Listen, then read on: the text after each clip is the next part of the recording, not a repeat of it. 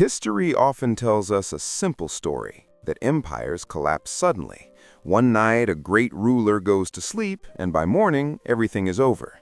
Rome burned, the Berlin Wall fell, and the Soviet Union dissolved. We're conditioned to believe that empires end in dramatic moments, with a clear final scene. But the end of the British Empire was nothing like that. There was no final battle, no last emperor, and no white flag raised over Buckingham Palace. The largest empire the world had ever known, an empire over which the sun supposedly never set, did not collapse in a single moment. It did not fall, it slowly bled to death. And the most terrifying part is this: by the time people finally realized the empire was already dead, its body was still alive on paper, preserved in documents, ceremonies, and illusions. After the First World War, Britain stood on the world map like a giant. It controlled nearly 25% of the world's land and ruled almost a quarter of the global population. It possessed the largest navy on Earth and issued the most powerful currency in existence, the pound sterling. London was the financial capital of the world, and a British passport was a golden ticket. Yet the most dangerous thing about the empire at that moment was not its enemies, but its overconfidence. Britain had won the war, but the cost of that victory was so enormous that no one bothered to check the receipt. Technically, Britain emerged victorious from the First World War, but economically, it became a bleeding patient. More than 1 million were dead, an entire generation was psychologically scarred, and national debt had increased tenfold. To fight the war, Britain borrowed heavily from the United States, drained its gold reserves, and converted its industrial base entirely to military production. The empire had won, but its bank account was empty. And empires are not sustained by missiles, they're sustained by money. Before 1914, the global economy ran on the pound sterling, with London as the king of the gold standard. After the war, everything changed. The United States became the world's creditor, and Britain became a debtor. The empire that once lent money to others was now borrowing at interest. This was the moment the countdown to decline truly began. On paper, Britain's colonies appeared to be a source of strength, but in reality, they had become financial black holes. India, Egypt, and Africa required armies to control them, administrators to govern them, and infrastructure to maintain them. All of this demanded enormous amounts of money. Over time, colonies generated less profit while their costs increased. The empire was no longer expanding, it was struggling to support its own body. India, the crown jewel of the British Empire, became the most dangerous liability. By the 1920s, it was no longer an obedient colony. Gandhi's campaigns of non-cooperation and civil disobedience spread across the subcontinent. Britain could suppress India by force, but it no longer had the money or the moral authority to do so. Every protest answered with military power became more expensive than the last.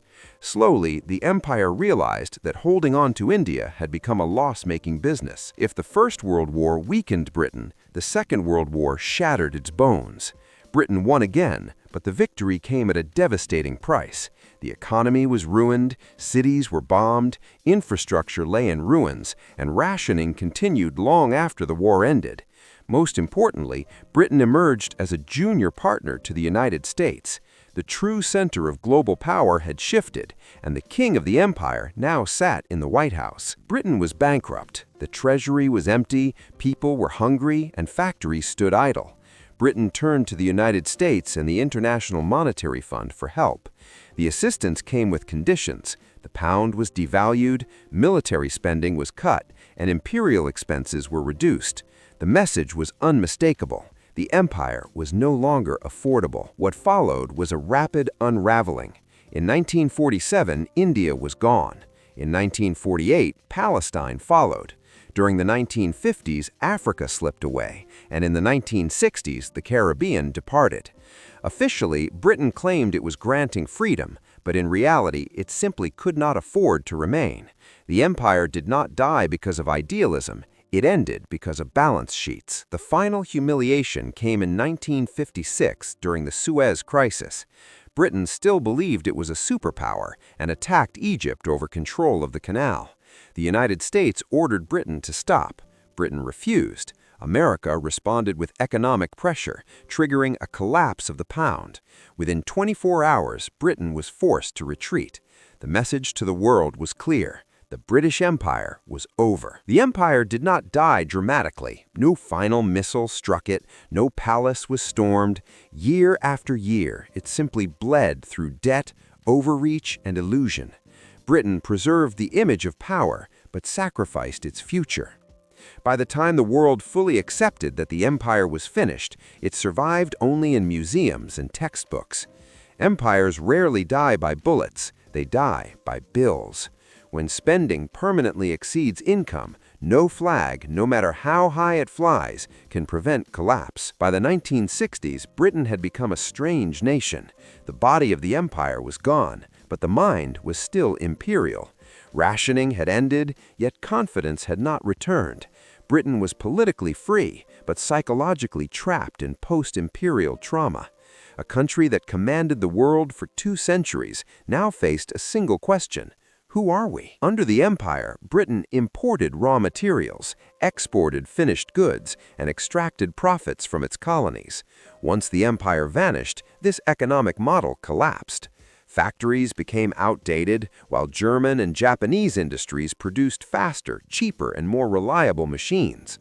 Trade unions grew powerful, strikes became common, and Britain's industrial engine became chained by its own system. After empire, Britain pursued a new dream. If it could no longer rule the world, it would build a perfect society. Free healthcare, free education, social housing, and unemployment benefits were morally admirable, but economically unsustainable. Britain continued to spend at imperial levels without imperial income. When the money ran out, only loans remained. Once the world's reserve currency, the pound became a problem currency. Crisis followed crisis, devaluation followed devaluation, and IMF negotiations became routine. In 1976, Britain suffered its deepest humiliation when it turned to the IMF for a bailout. The institution Britain had helped design now dictated its economic policy. The nation that once banked the world had become a borrower. Empire is not just territory, it is confidence. When the empire vanished, British culture darkened. Literature became cynical, cinema grew bleak, and music turned angry. Even James Bond changed from a symbol of dominance into an icon of nostalgia. Britain stopped ruling the world and began romanticizing its past. The empire never truly left. It returned home. Immigrants from India, Pakistan, the Caribbean, and Africa arrived to drive buses, staff hospitals, and run factories. Britain invited them, but society was not mentally prepared. An empire built on hierarchy now faced demands for equality, resulting in racism, identity crises, and political tension. Britain became multicultural without a roadmap. The 1970s were a nightmare. Inflation surged, power cuts became common, the work week shrank to 3 days, and garbage piled up on the streets. Newspapers labeled Britain the sick man of Europe. While Germany advanced and Japan built the future, Britain merely survived. Imperial hangovers are painful. Margaret Thatcher arrived with a brutal message: the empire was not coming back. She crushed unions, privatized industries, and cut welfare. Britain changed, painfully, but with clarity. The fantasy of empire was finally buried. In its place, Britain built a new kind of empire, not of land, flags, or armies, but of finance. London became a global banking hub, a forex capital, and a legal center. Britain accepted that it could no longer rule the world, but it could move its money. This empire was invisible, quiet, and powerful. The British Empire did not fall because someone stronger defeated it. It died because its costs exceeded its reality. Empires don't collapse from wars alone. They collapse when mathematics turns against them. When numbers refuse to lie, history offers no mercy. The British Empire ruled the world, then shaped the world, and finally warned the world. This isn't just Britain's story, it's the story of power itself. Power built on debt never lasts. The British Empire was not killed by bullets, rebellions, or invasions. It died because it could not afford itself. And history's most terrifying lesson is this: those who refuse to accept reality are eventually forced to accept it. I'm John, and this was Cinematic History. Subscribe because history doesn't just explain the past, it sends the bill for the future.